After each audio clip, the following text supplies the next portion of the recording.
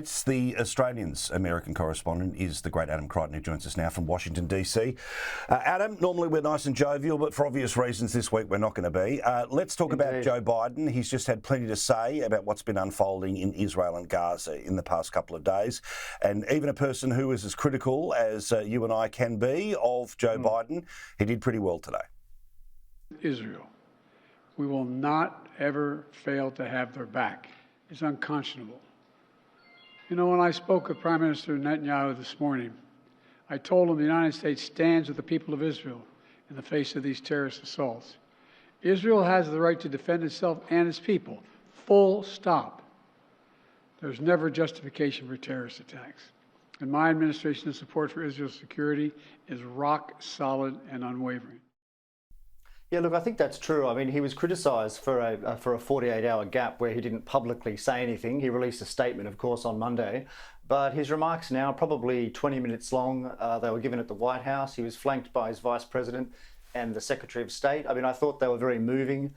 For the President, they were fluent. I mean, I think he's a good empathiser. He's often called that, and I think that trait really came through today. Of course, he stressed the evil, the callousness, the slaughter of innocent people, which is just, which we thought as a civilization that we'd moved beyond, but very sadly not.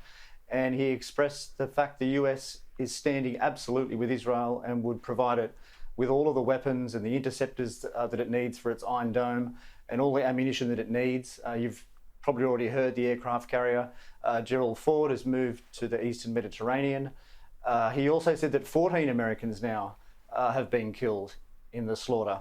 And his national security advisor, Jake Sullivan, just a few moments after he also spoke, there are 20 Americans as well who could be hostages, part of the 150 estimated so far hostages that are, we think, in Gaza. So yes, look, it's a big day for the president, but I think he stood up and he performed well.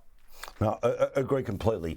Also, it's been interesting here too that the events of this week also give Donald Trump the ability to say what he's now been saying on multiple fronts, which is the 4 years when he was in power, he was trying to move towards peace agreements all over the place. Certainly Afghanistan, in terms of the Biden record and about now, obviously not one human being is in charge of literally how the world works, but we saw the shambles in Afghanistan. We've seen North Korea start to mark up. We've seen Russia invade, and now we're obviously seeing what's happening when it comes to Israel, because fairly obviously Donald Trump couldn't have been stronger and louder about support of Israel and Benjamin Netanyahu in particular.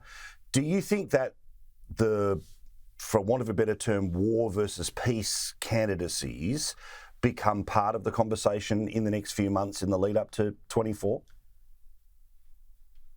Yeah, look, it's a very good question. I mean, I think certainly increasingly, as you've just laid out, the foreign policy record of the current president is not great. And certainly the previous president, there were 4 years of relative peace. And I think for a political argument, I think the former President Trump gets a lot of mileage out of this. It does look rather chaotic and awful now in contrast to his term. But I think Republicans have to be careful and not to try to pin the blame of every single thing that happens in the world that's bad on Joe Biden. I think that they could push it too far. And I think just on this issue, I mean, we would agree these are crazy terrorists. These are horrible, shocking people, and they've slaughtered innocent lives. And I think Republicans should be careful to put, too much of the blame on Joe Biden for this. I mean, they're trying to pin it on the $6 billion that has been released recently, which was Iran's money. It had been frozen. And Republicans here are trying to make the case that the unfreezing of that money has somehow caused this slaughter. And personally, I mean, if I was being a political strategist, I'd be a little bit careful with that. Well, given the fact that the United States says that, yes, the $6 billion moved from America, but it's moved to an offshore account and apparently not a dollar of it has been touched. Now, again, do we trust the people who tell us to trust them? Who knows? But that's at least what the government's putting forward as the evidence that, yes, money has moved, but it hasn't made it all the way to Iran and then back through to Hamas. Yes, and also there's this question of the role of Iran here too. I mean, the National Security Advisor just a few moments ago, he said the US at this stage doesn't have any evidence that Tehran is behind or complicit in these attacks. I mean, of course, in general principle, they do support Hamas and they somewhat disgustingly cheered on the slaughter. But But so far there is no evidence that they're directly behind it.